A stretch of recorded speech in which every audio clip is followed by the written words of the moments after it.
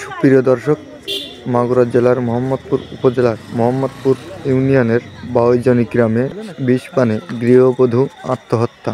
বিস্তারিত জেনে নিব RT চ্যানেলের মাধ্যমে, সাথেই থাকুন।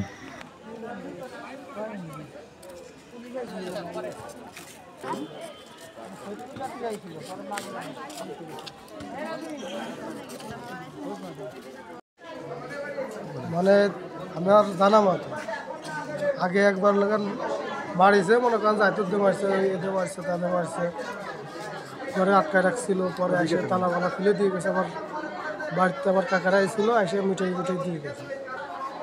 দিয়ে যাওয়ার পরে যে সকাল 8টার দিকে লোকেন বিষ খাইছে আমার পুকুর।